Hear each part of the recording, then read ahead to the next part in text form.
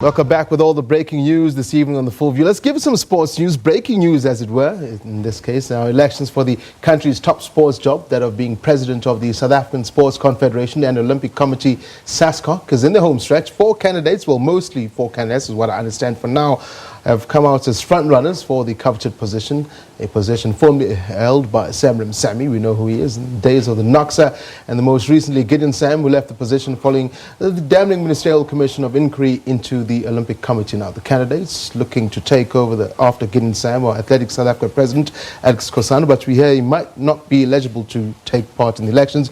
We spoke to, though, right here on SABC News Channel, so tonight we thought it fair to give the other contenders for the post a chance to speak. Tonight we're joined by Swimming South Africa President Alan Fritz, who gives us his manifesto and plans for SASCOC that he has. The elections are expected to be the 28th of this month. Alan, welcome to SABC News Channel. Thank you indeed for joining us. And as I said there, it's probably the toughest job in South Africa. I think maybe the president's job is easier than being the boss of sports in the country. A lot is expected of you. Well, I'm not sure that that's the case, but thank you for having me on your show. The Swimming South Africa job is a tough job. There's normally a huge expectation on swimming in this country since readmission in '92 for us to produce medals. And you know that we have been the most successful federation in the country for many, many years, nominated twice as Federation of the Year. It's a tough job to be a swimming president in our country. And just to quickly highlight that our preparations in swimming is going well. We are short of funds, it's no secret. We are short of funds. But we'll get to that part. In fact, let's start right there. You speak about the fact that running the federation is tough. It is a tough job. But so far, I think let's probably break it down. Start with the current years. The past 4 years, coming from Rio, one could say it has slowly been, it's not been the best of results, has it been? I mean, a couple of medals that we got in Rio. I think we got about 3 medals, 2016 from the swimming pool.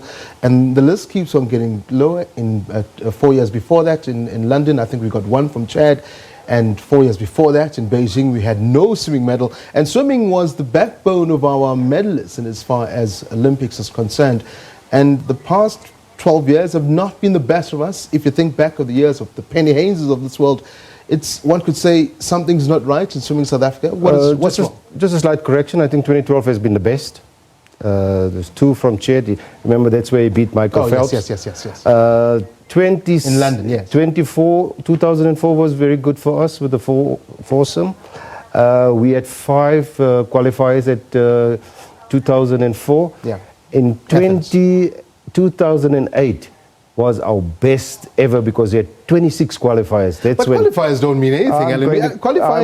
South Africans want medals, Alan. When you say qualifiers, I mean, because one could say, and we've always had this argument, South Africans say, why are we taking passengers to Olympic Games? Yes. You want to take a squad of 8 to 5, for example, and as long as they make finals, we should not be happy. We want medals. So I mean, I don't see how we can qualify them, because at the end of the day, it's about the medals, isn't it? Well, qualifier firstly indicates the depth that you have in your sport. Fair enough. Right? In South Africa, our elite sports structure leaves a little bit desired. If you look at world sport, you should have a 3-tier model in elite sport. You should have, because anything can happen to a Wade Finnegan. Anything can happen to a Caster Semenya. Anything can happen to a Chad Leclerc. Then it's your 2nd tier that will pull through. And the same with the 3rd tier. You've got to have, let's say, for example, your top 8 is your OPEX environment or your athlete. You've got to have a top 16 that is going to be nurtured to move into the top tier. And then you have your junior elite that you know that your pipeline is supplying. We in South Africa, we don't have that. Our focus is just a little bit too much on the OPEX environment or the elite environment, and that's why we sometimes have a dip, because it's a natural progression for an athlete to reach the top and to go down again. And that's where you're going to pick up in your 2nd tier. And I think that's what the problem, in fact, that leads to the second question I was going to have. Back in the days, you mentioned those names, your Chads, your Cameron van der Bergs, the 4x4s, I mean, it had Roland Schoeman in them. I mean, up until Rio, Roland was trying to, in fact, up until now, Roland was apparently trying to qualify for these games. Right now, we're sitting with probably Tatiana Schoenmaker, who's the only real prospect, if I can put it that way, in the swimming pool. It's tough, isn't it? I mean, in particular, because I look back at the history where we expect a lot from swimming South Africa. So my question with that being, you want the big job at SASCOC. It needs to start at home, isn't it? And at home, it's looking a bit... Yeah, well, at home, it's not... I mean, home has always been good to South Africa. Yeah. 2 years ago in short course World Champs, we were around about 6th best in the world. Mm-hmm. We dropped a little bit in the long course version of the competition in Guangzhou in South Korea. We ended about 8th, 11th, but we know that Ched was carrying an injury. He didn't achieve gold, but he medaled. Yeah. I almost want to say that I have a view that we can contribute 2 medals from Ched and Tatiana, but and that's why I was talking about depth. It's all podium performances are based on whether you can make the finals. Yeah. Anything can happen in the final. Fair enough. We've seen that in 2012. And yeah? I guess one could say a personal best as well is what you're aiming for, because you can never do as bad as your personal best when it comes to the final, isn't it? Swimming today is in a very, very good position, but you must remember, without a corporate sponsor or money pumped into the sport, we unfortunately have to take our athletes to compete against the best in the world, and that's across the globe. Yeah. We're unable to do that. I want to ask another question. In fact, I'm going to leave you with this one. I want you to mull over it whilst we take a quick break. Recently, Canada Zone 4 games. We came, 7th this year? We had Zimbabwe ahead of us. We had Mozambique ahead of us. We had the Seychelles ahead of us. We had Namibia ahead of us. Unprecedented in as far as swimming and South Africa is concerned. The previous year, we came, I think, 2nd.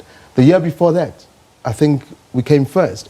But the bottom line is, it seems that we are dropping in as far as standards in swimming, and the same as one could say, our Olympic squad is not doing too well. I want to keep that in mind, because that's a question I want to come to, in particular as you hunt for the job. We did not do well at the World Championships in athletics. Fair enough, that's not your federation, but you're running a federation that's expected to bring in the bulk of the medals. That's true. And that's the question that I need answered in the next couple of minutes. We take a quick break for now. Stay with us. We speak to Alan Fritz, who is the president of Swimming South Africa. He is, asking for the vote at the 28th, in fact, on 28th of March to become the president of SASCOC. That's, of course, the South African Sports Confederation and Olympic Committee. We're going to chat more about his ambitions and a bit of the manifesto, what he plans to bring to the table when we come back from this break. Stay with us.